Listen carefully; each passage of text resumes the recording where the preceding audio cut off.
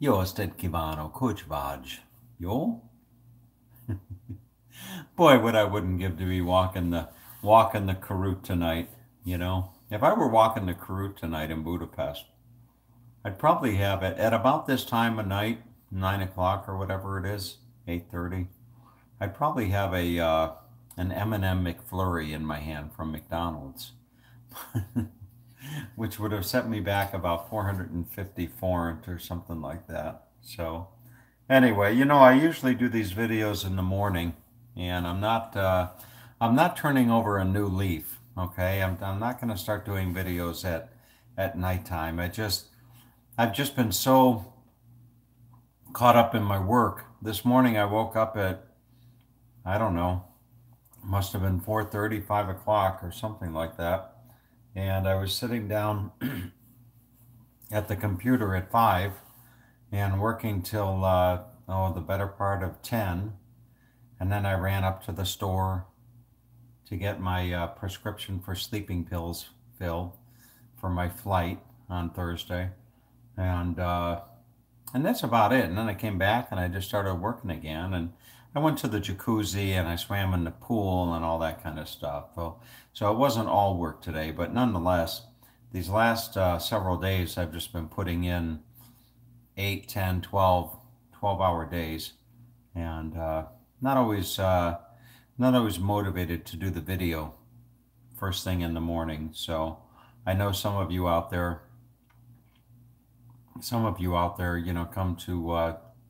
come to appreciate or hope or expect or whatever the hell you want to call it, a daily dose of Tom. So we so I don't want to disappoint and share some thoughts. Fact of the matter is I'm just lonely as hell in this house all by myself. I mean, that's the it. Truth be told, I'm just in this big old house all by myself, and I need somebody to talk to, even if it's just talking to myself to a cell phone camera perched inside my cupboard against a coffee cup. Oh, somebody's calling me now. But anyway, they hung up. So, what's on my mind? A crazy little thing called love. I'm driving down the road today, and I'm thinking to myself, I'm mentally getting myself ready to transition from one culture to another, and the more you do it, yeah, the better you get at it. As far as the preparation and the transition and all that kind of stuff, acclimating yourself to a new culture and all that kind of stuff. But anyway, so I'm driving down the road today and I'm thinking to myself, okay, I'm going to be gone for 12 days. 12 days on this portion of the trip. I'm going to be gone for 12 days. What's the weather going to be? What am I going to pack? Am I going to take just a carry-on, or am I going to take a big suitcase? What's the allowance? Did I pay for the big baggage, or did I just, whatever? So you're going through all this stuff. Should I get something dry cleaned? Should I show up and look all spiffy, with a nice sport jacket and a neatly pressed shirt and what have you. So all that stuff's going through my mind. And then this thought popped into my mind. It's like, crazy little thing called love, the things you do for love. And don't get me wrong, I'm not calling this love. Okay?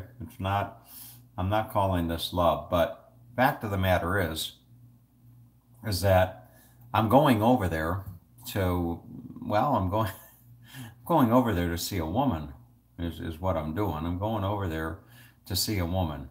And I found myself thinking today, is this crazy? Is it absolutely crazy, that to travel halfway around the world? I don't know if it's halfway, maybe 25%, but you get the point. You know, I don't know if it's crazy to travel halfway around the world, to see a woman. And I got to tell you that I don't. I have a lot of mixed emotions about it. For me, I tend to live my life one day at a time. I don't think too far ahead. You know, when it comes to relationships and dating and all that kind of stuff, I don't meet somebody and start hearing wedding bells right away. You know, love is something that takes time. Love is something that grows. Love is something that develops. It's not something that, you know, you just go on a date one night with somebody halfway around the world, and then and then get a and then you know 2 months later or a month and a half later get on a plane and go back and see her. But anyway, so it's all good. You know, fact of the matter is it's going to be nice. It's going to be nice to go back and spend a little time with her. She is so excited about me coming, and so it's going to be it'll be a nice couple. It'll be a nice couple weekends. You know, I rented a place last night. Same place. Remember when I was stayed at Lisbon the last time?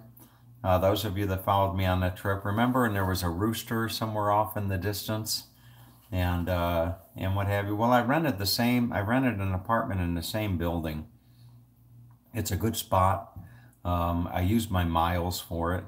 So, fact of, you know, I'm not going to say that again, but the reality, the reality is that, you know, I used miles for this entire 2 week trip to Portugal. The airplane ride cost me $50 or something, and round trip to Portugal and back, and the apartment cost me, you know, something like 50,000 points or something for 1 week, and it'll be a nice apartment. It'll be a nice apartment, and maybe Sylvania and I can do a cooking show. You know, maybe we'll do a live cooking show. Her daughter is 15 years old, and I think her daughter wants to join us as well. But so maybe we'll do a live cooking show. And she's Brazilian. She's actually a good cook.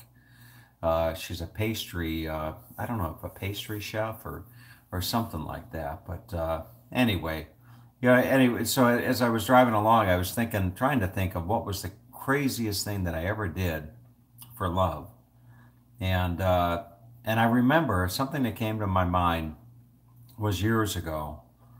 Years ago, I was so thirsty for love back in my youth, back in my 20s. I remember I was working at a telemarketing place. I was selling insurance. I was selling home warranty policies for people, you know, to cover their home appliances like their refrigerator or their microwave or what have you. And I got on the line one night with this woman. I was in Northern California. I got online one night with this woman talking to her, selling her insurance. And she lived something like 7 hours away by car. Well, anyway, long story short, is I think I met her it was a Friday night. It was a Friday night that we started talking. And she said, "Oh, you should come down and see me." Come down and see me, or some crap like that. And boy, I gotta tell you, I woke up at 5 a.m. that morning, next Saturday morning, and I was all excited. Had no even idea what this woman looked like, you know. But there I was, driving down the highway in California through the mountains. She lived up in the mountains or something. And boy, I must have driven like 7 hours only to get to this home, and nobody was there. I felt like a fool. You know, it's probably the stupidest, not the craziest, probably the stupidest thing that I ever did for love. But anyway, so we'll see how the trip to Portugal goes. It's you know, I have mixed emotions because, you know, I'm not going over there with any expectations. I'm not going over there with any hopes, expectations, dreams, nothing like that. I'm just going over there to enjoy myself and enjoy the company of a lovely lady and her daughter. And we're going to go and do some touristy things and all that kind of stuff. But you know, I don't know. She might have other. I think that in her mind, we're already married and living in a little cottage somewhere with a little garden and what have you. But anyway, time will tell. So let's do the we're going to do the Jeopardy. Okay, we'll do the Jeopardy. I kind of like doing this Jeopardy thing. It's even though I suck at it, it's still kind of nice to do the whole Jeopardy thing and see how well I did. Last night I actually got Akron, and that probably surprised some of you out there, the Goodyear and the Akron. But I grew up in Cleveland, which is just north of Akron, so I'm very familiar with the whole Goodyear connection to Akron, Ohio. But anyway, so let's play Jeopardy and see how I do. Alexa, what's the weather in Lisbon, Portugal? In Lisbon, Portugal, it's 45 degrees Fahrenheit with mostly clear skies. Today, you can look for intermittent clouds with a high of 61 degrees and a low of 45 degrees. Just like San Francisco, high of 61. Lisbon is like San Francisco without all the homeless people.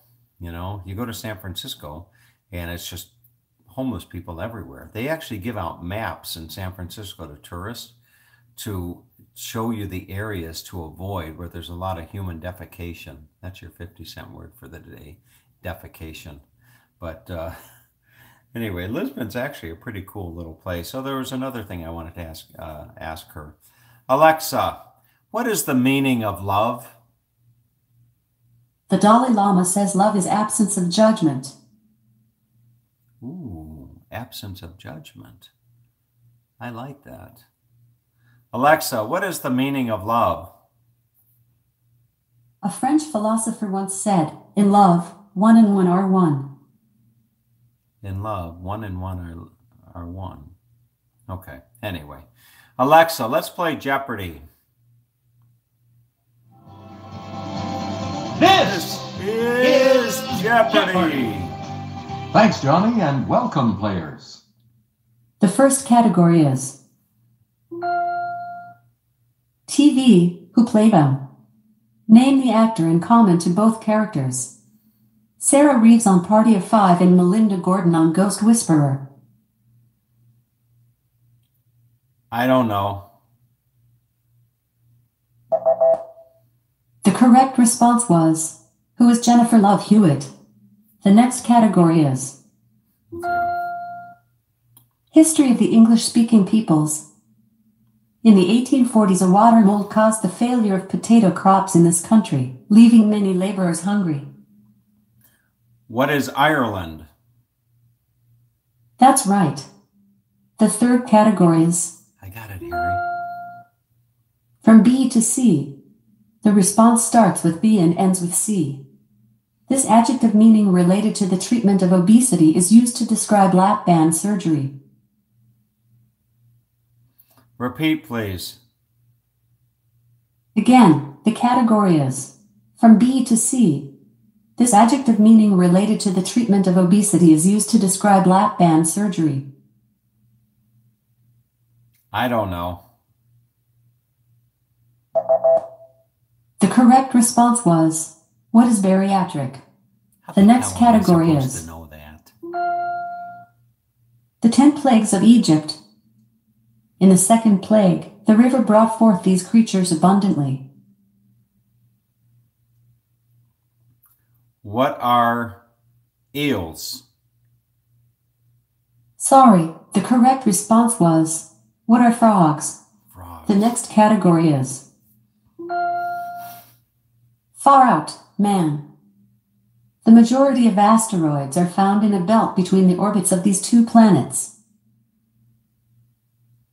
What is Saturn and Neptune? Sorry, the correct response was, what are Mars and Jupiter? The final category is Girl Scout cookies. Oh, I'll get this A one. country in the South Pacific, or another name for the Girl Scouts coconut-covered caramel delight. What is macaroon? That's not it. The correct response was, what is Samoa? Samoa. Okay. All right, let's see how you do. Harry, I got Ireland, okay? I got Ireland, so go easy on me. That was 1 out of 6. That was an easy one. All right, so anyway, enough. Let's do the high hope for the day. The high hope: appreciate success. I think we did that already. Yeah, we did that one already. Let's see, embrace your wrinkles. We did that. Use your tiredness. Here we go. Use your tiredness. It's counterintuitive, but it works in practice. Try working when you're really weary. If you're a morning person, challenge problems at the end of your day. Your normal preconceptions will be less rigid, and often your brain will be more creative. So there you go. Use your tiredness. And the quote is an Arab proverb: dwell not on thy weariness. Thy strength shall be according to the measure of thy desire. So there you go. Anyway, have a nice day, everybody.